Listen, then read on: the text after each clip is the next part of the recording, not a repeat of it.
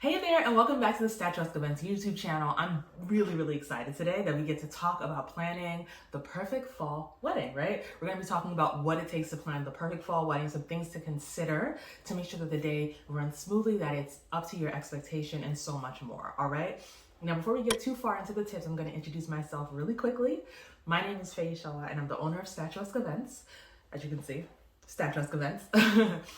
We're a wedding and event planning company based here in the DC metro area, but we plan weddings really all over the world. We have an event coming up in Mexico, events in London. Of course, we've done many events in the DC metro, New York, Connecticut, Florida, North Carolina, the West Coast, Texas as well. Like, we've just done events in so many different places, Minneapolis as well. And we love producing modern, multicultural weddings everywhere that we go. Now, in addition to producing weddings and events, we also coach wedding and event planners, all right? I'm the lead coach of the Planners Who Profit program. I'm so excited about this program. It's my chance to build up other experienced event planners who are ready to break into the high end and into the luxury markets, all right? If this sounds like something that you need, you want to learn more about either planning an event and hiring a planner, or learn more about how to book higher end weddings and serve those clients excellently, make sure that you use the links that are in the description to connect with us and get both free and paid resources to move you forward. Now, but for today, I want to make sure that we get into our topic, which is planning the perfect fall wedding. Now, there's a few things that you definitely want to keep in mind.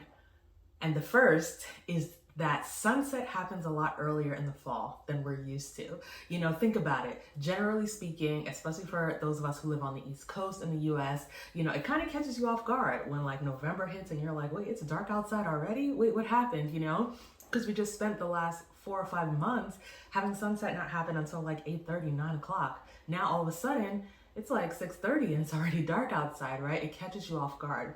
So you definitely want to keep sunset in mind when you're planning your wedding schedules. It's very difficult for many people to take photos outside when it's dark after sunset. So when you're planning your photography schedule for your wedding, when you're planning the photography schedule for weddings that you're working on as a planner, you have to always consider when sunset is historically in that area to make sure you get as many photos as possible. And also, it's a good thing to consider before you even build your schedule. So, you know, if you want to start earlier, start later, all that good stuff, so you're incorporating sunset. Sunset, again, it's one of those things that catches a lot of people off guard. And when it comes for fall weddings, it's very common for it to already be dark by the time the ceremony is over. In some cases, it's already dark before the ceremony even begins. So you have to incorporate all of this in your ideas for where the ceremony is going to be, what time it is, and all that, all right? So make sure you're thinking about sunset when you're planning those fall weddings. The second thing to consider is weather history in the area that you're in, right? Now, this is really important for multiple reasons. A lot of times when people think of fall weddings, they think it's going to be freezing and it's going to be cold, but that's actually not always the case. We've had a number of fall weddings that took place outside. One of our most beautiful weddings that we did in Delaware, we actually have already done a video on it. It was a beautiful outdoor wedding. It was gorgeous.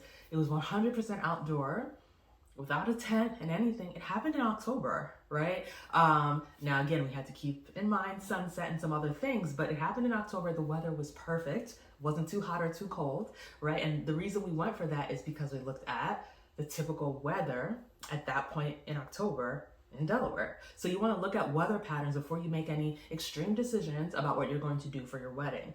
Of course, you want to have a rain plan. You should always have a rain plan, but just looking at it so you can plan around that. So you know if it's going to be really cold or not. And of course, keeping in mind that things may change. We've done a wedding once in December where I don't even think I wore a coat that day.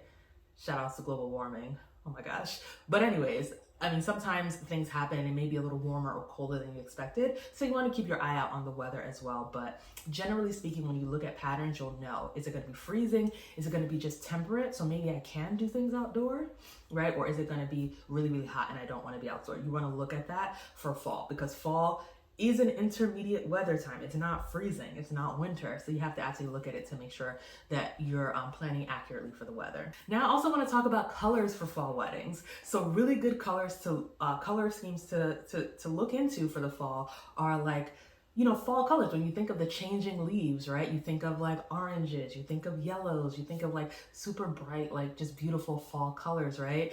You can also consider colors like burgundy, which pairs really well with blush and green. Like that's a really beautiful color scheme as well. Those are really amazing, gorgeous color schemes to consider for your next event if it's going to be in the fall. You can also consider just greenery, lots of greenery. Greenery is timeless. Greenery is always gorgeous. It's always in style. So that's something that you want to keep in mind, like just beautiful foliage for your wedding. Or you can of course go with a very classic color scheme, like just all white or white and gold, right? You can also just go with like blush and white or blush and gold. Those are classic color schemes that work at any time of the year. And those are things that you want to think about. So as you're thinking about colors, of course you can pick any color under the sun, but if you want to do something that is reflective of the season, those are some great colors to consider. Another thing that helps a lot with planning the perfect fall wedding is just embracing the weather. I touched on this a little bit before as far as being aware of the weather, but embracing it. If you see a pile of leaves, take images with it. I mean, what's more beautiful than falling leaves, like the changing leaves, like, while they're still in the tree, but also like piles of leaves. Just have fun with it. Embrace the fact that you're getting married in fall and do fall stuff at your wedding. You can incorporate pumpkins. If you happen to be near a pumpkin patch, taking pictures by that, just embrace the fact that you're getting married in the fall. I think that's a beautiful thing. It's always really cool to like look back at your wedding photos, look back at your wedding video, and to like feel like you were there for more than one reason, right? Yes, seeing pictures and video is cool, but seeing things that show like the times that you were getting married in is also really cool. And it's just great. It's really good like history, and just a great way to bring people into your memories, right? To just embrace the weather, embrace whatever's going on in that time. And last but not least, I want to talk a little bit about food, all right? So, and this also ties into my last point about embracing the weather. Tea and coffee stations are great when you're having a fall wedding, right? Think about it, by the time people are leaving your wedding, it's going to be dark outside.